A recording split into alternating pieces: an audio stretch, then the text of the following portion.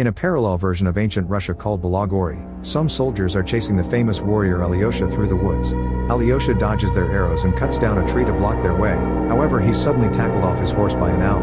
Now he has to fight all the soldiers hand to hand, but even when they attack all together, Alyosha manages to defeat them in seconds and even catches an arrow with his bare hand, which throws back at the archer. At that moment the owl returns and transforms into the sorceress Varvara, who uses a magic whip to hit Alyosha's sword and make it soft. A soldier arrives with Alyosha's horse, only for the animal to transform into the white wizard Svetozar, and the residual powder magic causes Alyosha to keep sneezing. Irritated, Varvara turns him into stone, and the knights throw him into the sea with all the other cursed warriors. Announcing that the last night is gone, Varvara is about to attack Svetozar too, so he runs away and jumps into the ocean, where he swims away by transforming into a fish.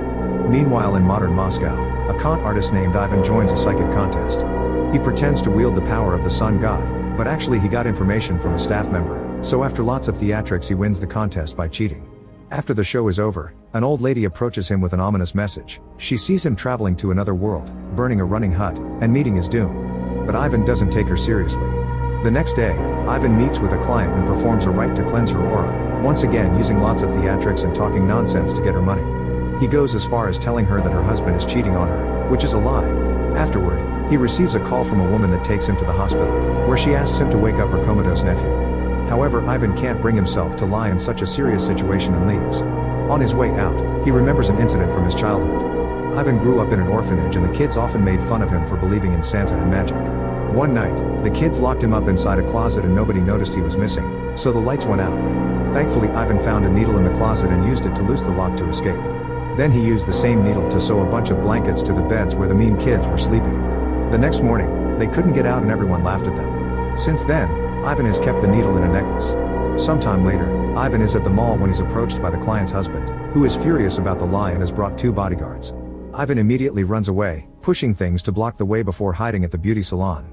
The bodyguards almost catch up to him, so Ivan runs into the locker room to make it to the pool, where he goes down a water slide. However, instead of landing in a pool, he finds himself in Balagori.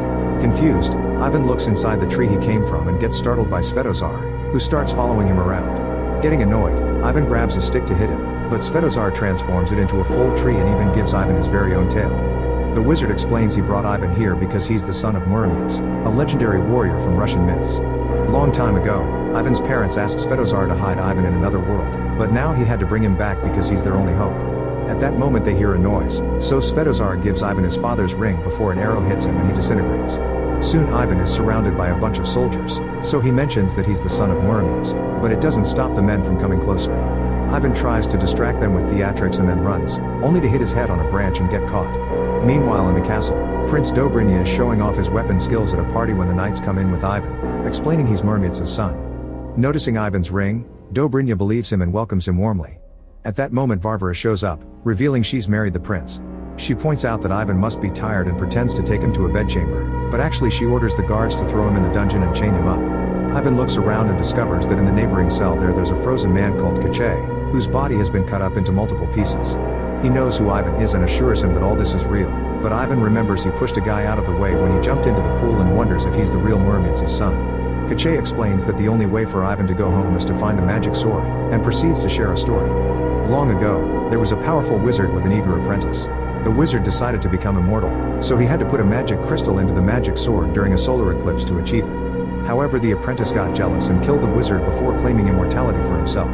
When his soul was put into the crystal, his death was also forged in it, and that day eternal darkness fell upon this world. That apprentice turns out to be Kachay himself, who ruled the kingdom for 1,000 years until a group of warriors took the sword from him to defeat him and separated the crystal from it to make it lose power. They also put a spell on the sword, and Muromets hid it away. Eventually Dobrynya took the crystal and sent Kachay to the dungeon. Kachay is the only one who knows where the sword is, and since warriors aren't needed anymore, Ivan will probably be executed in the morning. At that moment the knights bring another prisoner, an old witch called Baba Yaga. The guard begins looking through Ivan's stuff and is startled by the phone, calling it a demon, but he also throws the cash into the fire. While he's distracted, Baba Yaga blows magic breath into her pocket to release a frog. This little guy transforms into Vasilisa, who puts a sedative in the guard's drink to put him to sleep. Then she frees Baba Yaga and together both women release Kachay, breaking all the ice so he can put his limbs back together. Baba Yaga really turned herself in as part of her plan to free him. When the trio is about to leave, Ivan convinces them to take him with them. On their way out, Ivan gets back all his things, but he accidentally pushes the guard and causes the emergency bell to ring. A bunch of soldiers soon show up, so Vasilisa and Kache start fighting them. Vasilisa moves with great speed and skill to knock them down, but Kache doesn't bother to move much because getting stabbed doesn't kill him. He even throws his arm at a guard to grab his face and then knocks him out with a ball. Vasilisa gets grabbed by the neck and Ivan thinks of helping, but Baba Yaga spits acid at the guy's face, so when Ivan throws a bag, she hits Vasilisa instead. At least this allows her to finally finish the man. Then the guard wakes up and goes after Ivan, who takes a picture of him with his phone and tells him he's got his soul. The guard freezes, so Ivan takes the chance to lock him up in the cell, only for the guard to pull at his tail and take it off. The group successfully makes it outside and escapes in Baba Yaga's hut, which can run on chicken legs. The soldiers follow them and shoot arrows at them, causing Ivan to almost fall but getting saved by Kache. The soldiers then try to block the bridge, but Baba Yaga just feeds more fire to the hut and they start going faster until the hut jumps over the outer wall. The chase continues in the forest as Varvara joins the soldiers by transforming into an owl, but Baba Yaga sees her and attacks her by sending a pot through the chimney. Varvara falls and the knights rush to help her, so the group escapes safely. The next morning, the house settles down in the middle of the forest, so Baba Yaga comes out floating in a big bucket. She asks Ivan to get her cauldron from the hut, but when he uses his lighter for better visibility, he accidentally starts a fire that only gets worse when he tries to stop it. He quickly warns the others, so Baba Yaga and Vasilisa come to save everything they can before the house runs away. This reminds Ivan of the prophecy the old lady told him in the city and he wonders if he'll really die here. A furious Baba Yaga assaults Ivan and threatens to eat him, but Kache stops her, explaining he's the only one who can find the magic sword. As they get ready to leave, Vasilisa gives Ivan a potion to counter any curse Baba Yaga may put on him. However, this is a prank, and when he drinks it, Ivan starts talking with strong sound waves that scare the birds and make Baba Yaga fall. Luckily she quickly cures him from it. Afterward the group starts heading to the White Mountains, where the magic sword is hidden. During the trip, Ivan takes lots of fun selfies together, but he also encounters weird flowers that try to capture him until Kache cuts them off. The group bonds and has a good time together, unaware that Varvara and her men are following them. When they enter the forest, one of the soldiers steps onto a magical plant and moss takes over his body until plants are growing out of it. Sometime later, the group stops at a swamp where a merman lives because they need to ask for safe passage through the Death River. Vasilisa sits near the swamp as bait, but when Vadianoi shows interest in her, his friend Lobster tells him that she's just a frog. Furious, Vadianoi attacks Vasilisa, so Ivan and Kache come to save her and negotiate. However, Baba Yaga knows it won't work, so she eats a magical apple to make her body appear to be younger. Vadianoi falls for Baba Yaga's flirting and accepts to guide the group, but first they need to fill Yaga's bucket with water for him. Shortly after the group leaves, Varvara arrives at the swamp and uses her magic to get information from the lobster. Then she shoots a magic arrow toward the palace, where it hits a guard and allows Varvara to possess him to give Dobrynya an update. Back to the group, they use Kache's arm as a hook to climb a hill, and after lots of walking, they enter a cave where a giant lives. They sneak around quietly, but suddenly Ivan's alarm rings, alerting the giant of their presence. Korshai tries to negotiate, but the giant pushes him away and starts attacking the group. Everyone runs to hide, but Vadianoi's bucket falls and now he's lost his water, so they must help him quickly. Ivan watches the enemy and realizes that the giant is female, which gives him an idea. He puts down his phone with music playing, then he starts dancing and flirting with the giant, who is very flattered and dances along. The rest of the group uses the chance to escape, and Ivan finishes the dance by gifting the giant flowers before joining the others. Moments later, they finally reach the Death River, which is full of piranhas. Vadianoi dives in to try to assert his dominance, only to emerge with the piranhas biting him. Since he's been gone for years, the river doesn't listen to him anymore. An argument ensues over how they're going to proceed and things are so tense they almost get violent, but Ivan calms them down. Vasilisa has lost all hope and leaves, so Kache explains to Ivan her issue. Some time ago, Varvara and Dobrynya were passing through Vasilisa's village, and when Dobrynya took interest in her, Varvara got so jealous that she cursed Vasilisa and her family into becoming frogs. She can only take human form now thanks to Baba Yaga, but they'll need the sword to save her family. Ivan goes after Vasilisa and hands her a cute little rabbit to make her smile, however Vasilisa notices the bunny's eyes glowing blue and quickly tosses it away. When she's about to kill it, the rabbit transforms into Varvara and tries to attack them with a magic sword. The duo dodges just in time and runs back to alert the others, but soon the soldiers surround them, so the group jumps into a well to escape. Baba Yaga starts a fire before jumping too, blocking the entrance behind her. In the water, Yaga loses the transformation and Vadianoi feels betrayed. However, the soldiers are trying to break the entrance to catch them, so Vadianoi agrees to keep on helping them. There's a tunnel in the bottom of the well that they can use, so Vadianoi drinks all the water until the humans land on the floor. Then the group pushes away a rock to escape through the tunnel, but Vadianoi stays behind to block the hole. At that moment Varvara gets into the well too, and after Vadianoi spits water at her, she transforms him into stone. This causes all the water to leave his body and shoot Varvara out of the well. Moments later, the group comes out of the tunnel and takes a path through the mountains. When Baba Yaga sneezes, she causes a rock to fall, so Ivan jumps on Kache to push him out of the way just in time. Kache thinks this is silly because he's immortal, but a second rock falls and crushes him, so now they have to help him out. In the evening, they stop to rest, and Ivan gives Vasilisa his needle necklace. The next morning, Ivan wakes up first and gets captured by Varvara, whose soldiers soon surround the group. Varvara then uses her magic whip to throw Kache around, but when she tries to hurt Vasilisa too, she dodges it and accidentally falls off the cliff. The soldiers assume she died and leave with their new prisoners, but actually Ivan's necklace got stuck on a rock and now Vasilisa is holding onto it in her frog form. Ivan hears her croak and guesses the truth. After lots of traveling, Varvara takes the group to the White Mountains, where a bunch of weapons have been on the ground since the old days of war. Varvara orders Ivan to find the magic sword, so he looks around and picks one at random, only for the sword to break in his hand. He tries to run away, but Varvara corners with hits of her whip. Terrified, Ivan picks up another random sword and to everyone's shock, this one is the real deal. He immediately destroys Varvara's whip and sends her flying, accidentally cutting a rock in the process. Then he forces the soldiers to surrender before freeing his friends and giving the sword to Kache.